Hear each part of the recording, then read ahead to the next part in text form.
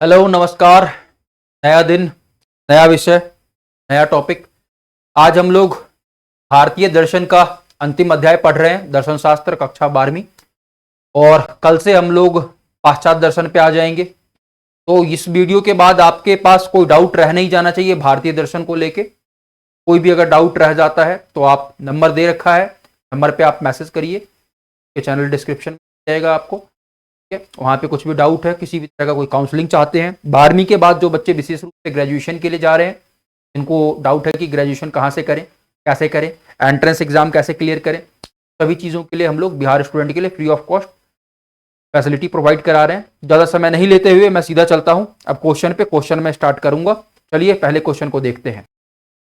तो पहला क्वेश्चन है हमारा, अद्वैत के अनुसार वह एकमात्र तत्व क्या है। जल्दी से देखिए, 4 विकल्प दे रखा है आपका, जगत, जीव, ईश्वर या ब्रह्मा। तो अद्वैत, सबसे पहले तो आपको ये बताना है कि अद्वैतवाद का सिद्धांत दिया किसने था। तो क्या हो जाएगा इसका विकल्प क्या हो जाएगा, जल्दी बताइए।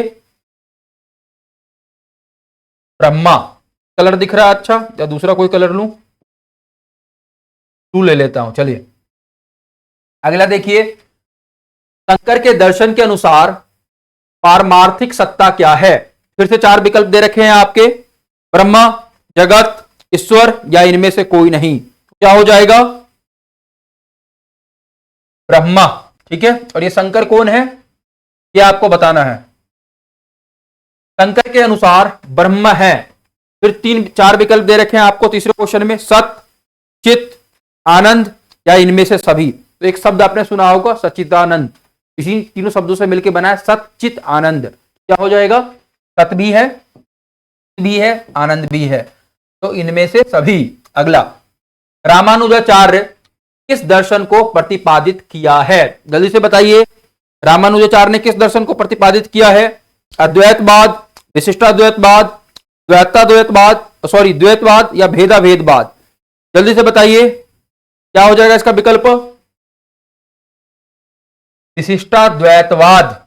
चलिए अगला, मूल तत्व के संदर्भ में वेदांत किस तत्व मीमांसा को अपनाता है। जल्दी से बताइए, मूल तत्व के संदर्भ में अद्वैतवाद वेदांत किस तत्व मीमांसा को अपनाता है। 4 विकल्प हैं, शुद्ध एकवाद, द्वैतवाद, विशिष्ट द्वैतवाद, इनमें से सभी। तो क्या हो जाएगा? शुद्ध एकवाद। चलिए, अद्वैत वेदांत के मूल में क्या है, जल्दी से बताइए। योग विद्या, ब्रह्म विद्या, जगत विद्या या माया विद्या। तो क्या हो जाएगा इसका आंसर? ब्रह्म विद्या। अगला प्रश्न देखिए, शंकराचार्य ने किस दर्शन को प्रतिपादित किया है। जल्दी से बताइए, द्वैतवाद, विशिष्ट द्वैतवाद, भेदवाद या फिर अद्वैतवाद। शंकर क्या कहते थे? दूसरा कोई नहीं है, अद्वैत। ठीक है, क्या हो जाएगा इसका आंसर? अद्वैतवाद। चलिए अगला, कौन नास्तिक शिरोमणि कहलाता है। बहुत आसान क्वेश्चन पूछा गया है। नास्तिक दर्शन कितने? बौद्ध, जैन, चारवाक। और शिरोमणि कौन हो जाएगा? चारवाक। तो चारवाक है हमारे विकल्प में। क्या हो जाएगा आंसर? चारवाक। चलिए अगला, कौन नास्तिक शिरोमणि। ओ हो, 2 बार क्वेश्चन आ गया लग रहा है ये। हाँ, 2 बार आ गया है। चलिए कोई बात नहीं, चारवाक ही है इसका आंसर। कौन नास्तिक शिरोमणि कहलाता है। अगला प्रश्न देखिए, शंकर के दर्शन में व्यवहारिक सत्ता क्या है। फिर 4 विकल्प दे रखे हैं आपको, देखिए 10वें का 4 विकल्प क्या है। निर्गुण ईश्वर, ब्रह्मा, जगत या इनमें से कोई नहीं। बताइए क्या हो जाएगा इसका विकल्प? जगत।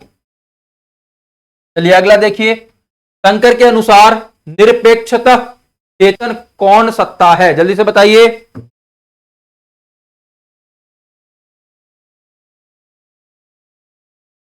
चार विकल्प दे रखे हैं, जगत, जीवात्मा, शरीर या फिर ब्रह्मा। तो क्या हो जाएगा? ब्रह्मा। चलिए अगला, शंकर ने स्वप्न ने अस्तित्व की स्वरूप को क्या कहा। जल्दी से बताइए।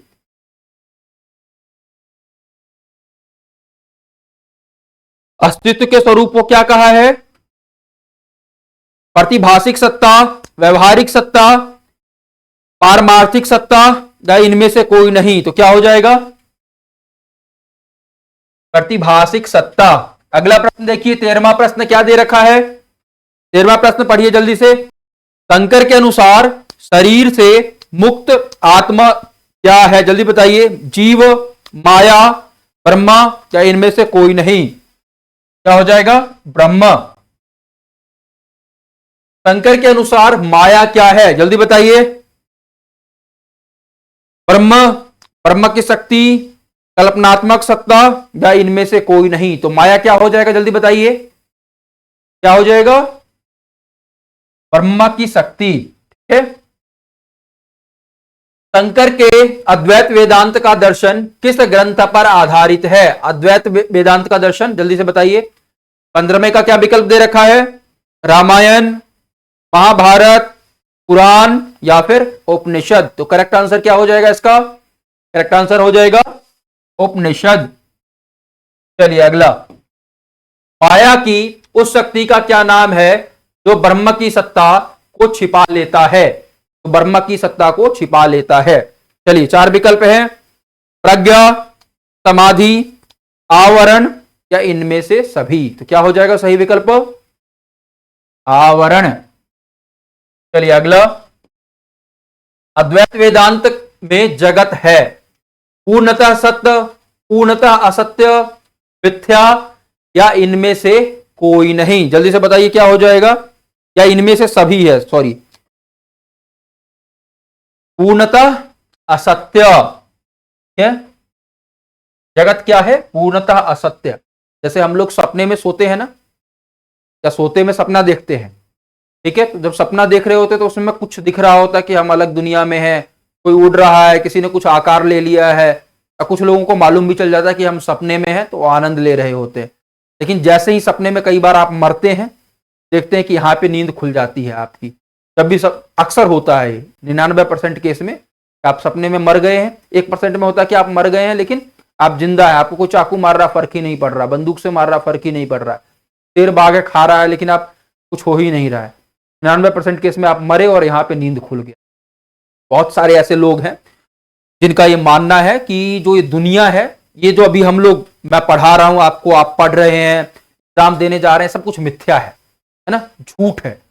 और जिस दिन हम यहां मरेंगे, जिस दिन हमारी यहां मृत्यु होगी, उस दिन हम जहां पे सोए हुए हैं, अभी वास्तविक किसी दुनिया में सोए हैं, तो वहां पे हमारी नींद खुलेगी। के ऊपर एक मूवी भी बना हुआ है, आप साइंटिफिक फ्रिक्शन अगर देखते होंगे, साइंस की मूवी देखते होंगे तो मालूम चलेगा। इसका मतलब ये नहीं है कि जाओ कि चलो मैं मर जाता हूं, मैं सोया हुआ हूं, मैं किसी को मरने के लिए प्रेरित नहीं कर रहा हूं कि मरो और सच को ढूंढो। मर के क्या पता कि यही सच हो, यह भी तो हो सकता है कि यह सच हो। तो एक दर्शन में जब आप घुसते हैं, दर्शन को पढ़ते हैं, तो धीरे धीरे बहुत से अलग अलग तरह के विचार आते हैं, उसी का एक अंश है। ठीक है, तो अभी हम लोग पढ़ रहे हैं अद्वैतवाद, मिथ्या। जगत पूर्णतः क्या है? पूर्णतः असत्य है, पूरी तरीके से झूठ है, कुछ भी सच नहीं। तो हम लोग देख रहे हैं सब एक भ्रम है, एक माया है। चलिए, जड़ में गति प्रदान करने वाली शक्ति को क्या कहते हैं? जल्दी से बताइए। फिर 4 विकल्प दे रखे हैं आपके, उपादान कारण या फिर निमित्त कारण, ए और बी दोनों या इनमें से कोई नहीं। तो क्या हो जाएगा? निमित्त कारण। चलिए, ब्रह्म है, ब्रह्म क्या है? फिर विकल्प दे रखे हैं आपके, अनेक, अचेतन, अनिर्वचित, अनिर्वचनीय या इनमें से कोई नहीं। तो ब्रह्म क्या है? इनमें से कोई नहीं, ब्रह्म एक है। ठीक है, और वो चेतन भी है।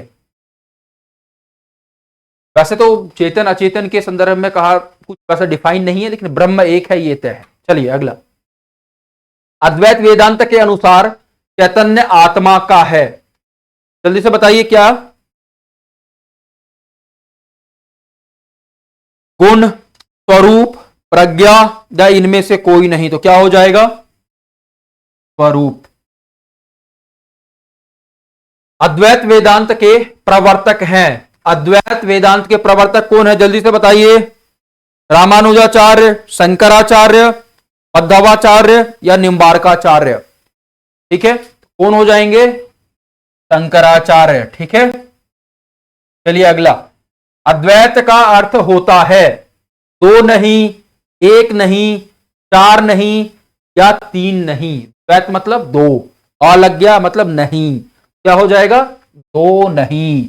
ठीक है, चलिए। शंकर का दर्शन संगीत पूर्णता और गंभीरता में प्रथम स्थान रखता है। यह कथन किनका है? फिर से चार विकल्प दे रखे हैं, देखिए। Doctor Radhakrishnan, Charles Eliot, doctor Das Gupta या इनमें से कोई नहीं। तो क्या हो जाएगा? Charles Elliott. अद्वैत वेदांत के अनुसार जगत है, क्या है? प्रतिभाषिक सत्ता, व्यवहारिक सत्ता, परमार्थिक सत्ता या इनमें से कोई नहीं। जल्दी से बताइए क्या हो जाएगा? व्यवहारिक सत्ता, है ना। निम्नलिखित में किसने जगत को जादू की उपमा से समझाने का प्रयास किया है? जल्दी से बताइए। 25वें में चार विकल्प दे रखे हैं आपको, शंकर, गौड़पाद, रामानुज या फिर इनमें से कोई नहीं। तो क्या हो जाएगा? शंकर। ठीक है, चलिए अगला प्रश्न देखेंगे। अगला प्रश्न देखते हैं क्या है। तो बढ़े अगले प्रश्न की तरफ। शंकर अद्वैत को कहते हैं शरीर, ईश्वर, ब्रह्म या इनमें से सभी। तो शंकर अद्वैत को क्या कहते हैं? जल्दी बताइए। ब्रह्म। शरीर तो हो ही नहीं सकता, नश्वर है। ठीक है। गौड़पद किनके गुरु थे? शंकर के या फिर गुरु गोविंद के, वल्लभाचार्य के या इनमें से कोई नहीं। जब हम दार्शनिक जीवन की बात करते हैं तो गुरु गोविंद वहां तो थे ही नहीं। गुरु गोविंद बहुत अभी, गुरु गोविंद सिंह बहुत बाद में है, उसका संदर्भ उस समय का नहीं है ना, जब जैनिज्म, बौद्धिज्म या आप देखेंगे द्वैतवाद, अद्वैतवाद, ये सारी चीजें रही हैं। तो कौन हो जाएंगे? शंकर, शंकराचार्य। वल्लभाचार्य का सिद्धांत क्या है? शुद्धाद्वैतवाद। चलिए, स्वप्न या भ्रम किस सत्ता के विषय हैं? जल्दी से बताइए, स्वप्न या भ्रम किस सत्ता के विषय हैं? प्रतिभाषिक सत्ता, व्यवहारिक सत्ता, पारमार्थिक सत्ता या इनमें से कोई नहीं। अभी हमने थोड़ी देर पहले बात की थी कि मिथ्या की बात की थी, वही सारी चीजें यहां पे आ जाएंगी। स्वप्न और भ्रम, ये सच है कि मैं हूं आप हैं, या ये भ्रम है कि मैं हूं आप है, ये कुछ बस आभास हो रहा है ना। कई बार आप लोग कहते हैं कि भूत दिख रहा है, लग रहा है वहां से कुछ आवाज आ रहा है, रात में निकल, कुछ आभास होता है आपको, है ना। सच है कि नहीं आप तो नहीं जानते। और भ्रम है ये, क्योंकि जब जिस चीज की सत्यता को नहीं जानते उसे क्या कहते हैं? भ्रम। जब तक आपको मालूम नहीं हो कि वहां पे क्या है, तब तक कुछ ना कुछ भ्रम हो रहा होता है। तो क्या हो जाएगा? प्रतिभाषित। क्या हो जाएगा? प्रतिभाषित सत्ता। आपके दादा नाना बहुत कहानी सुनाते होंगे, जा रहे थे तो भूत वहां दिखा उनको, भूत इस तरीके का था, उस तरीके का था। आप, हो सकता है आप में से बहुत ने देखा हो, है ना। किसी ने देखा होगा तो जरूर बताना मुझे, मैं भी आऊंगा देखने के लिए साथ में। ठीक है, चलो। प्रतिभाषित सत्ता। आत्मा यथार्थतः, क्या लिखा है? जल्दी से बताइए। आत्मा यथार्थतः भोगता है, करता है, भोगता एवं करता है या इनमें से कोई नहीं। तो क्या है? आत्मा भोगता भी है और करता भी है। ठीक है। शंकर के अनुसार सत आनंद कौन है? सत चित आनंद का हमने पढ़ा थोड़ी देर पहले, अब यहां क्या पूछा गया? सत आनंद कौन है? जल्दी से बताइए। ईश्वर, माया, ब्रह्म या इनमें से कोई नहीं। तो क्या हो जाएगा? ब्रह्म। ठीक है। निम्न में से कौन सी एक वेदांत की शाखा नहीं है? द्वैत, विशिष्टाद्वैत, अद्वैत या इनमें से कोई नहीं। जल्दी से बताइए, वेदांत की शाखा कौन सी नहीं है? विशिष्टाद्वैत। ठीक है। प्रवर्तक कौन है विशिष्टाद्वैत के? रामानुजाचार्य। जब आत्मा शरीर, इंद्रिय, मन इत्यादि उपाधियों से सीमित हो जाता है तो वह, जल्दी से बताइए, ब्रह्म, जीव, माया या इनमें से कोई नहीं, क्या कहलाता है? ठीक है। जब आत्मा शरीर, इंद्रिय, मन इत्यादि उपाधियों से सीमित हो जाता है, मतलब एक बंधन में बंधा हुआ है, शरीर के बंधन में, इंद्रियों के बंधन में, मन के बंधन में, है ना। चलिए, संकर का समय माना जाता है, जल्दी से बताइए संकर का समय कब का माना जाता है। 4 विकल्प आपको यहां पे दिखाए गए हैं, 788 से 820, 800 से 900 ईस्वी, 100 से 1100 ईस्वी। ये तो संभव ही नहीं है इतना लंबा जीवन काल किसी का, ये विकल्प तो अपने आप कट जाएगा। ठीक है, उसके बाद है 700 से 820 ईस्वी। 120 साल भी टेक्निकली आज के समय में संभव नहीं है अगर आप देखेंगे तो। लेकिन चलिए, क्या हो जाएगा इसका विकल्प? ए सही है।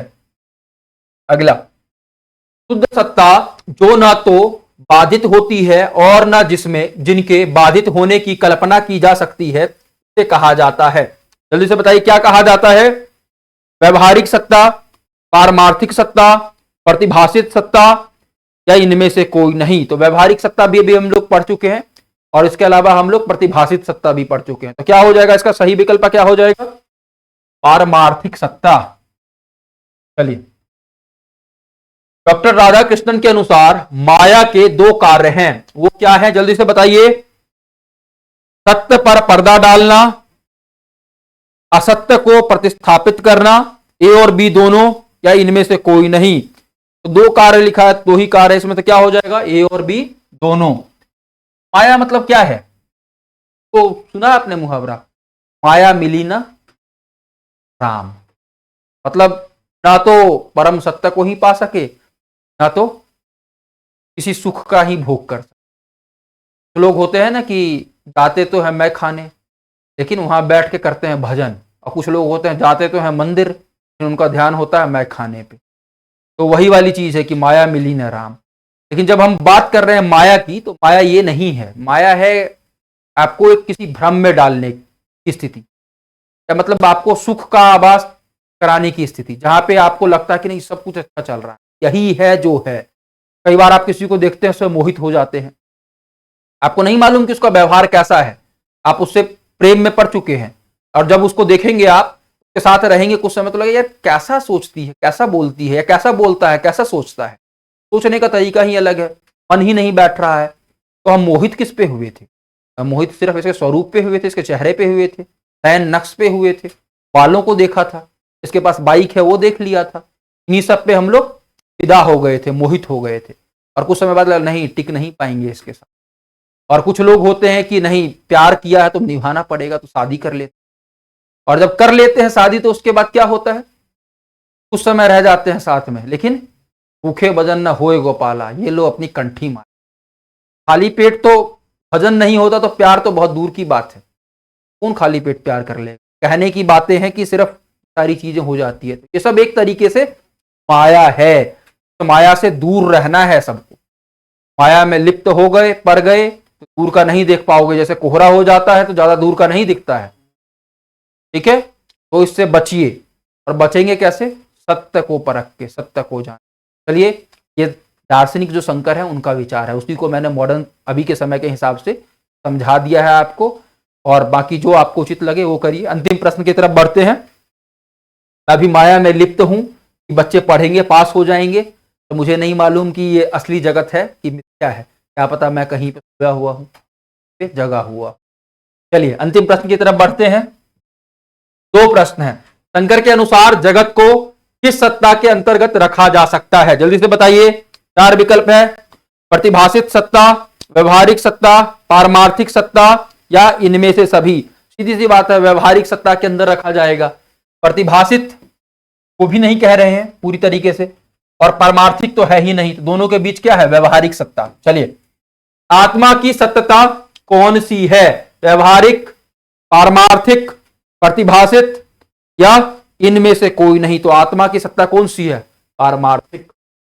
तो यहां पे हमारा 33 प्रश्न समाप्त हुआ, और आज के लिए इतना ही। आप लोग अच्छे से पढ़िए, अच्छे से बढ़िए, बिहार का नाम रोशन करिए। जो हमारा खोया हुआ ज्ञान है, जो खोया हुआ अस्तित्व है, जो खोया हुआ स्वाभिमान है, उसको पुनः वापस लाना है।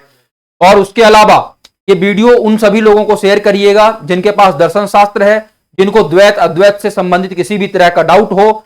और उसके अलावा जब आप 12वीं पास कर जाते हैं, तो यहाँ पे एक नंबर दिख रहा होगा, अगर आप ग्रेजुएशन के लिए जाएंगे तो यहाँ पे आप मैसेज करिएगा, किसी भी कोर्स में एंट्रेंस में देना है आपको, एडमिशन लेना है, क्या आपके लिए सही है नहीं है, उसमें हम लोग आपकी गाइड करेंगे, मदद करेंगे, फ्री ऑफ कॉस्ट है सभी के लिए।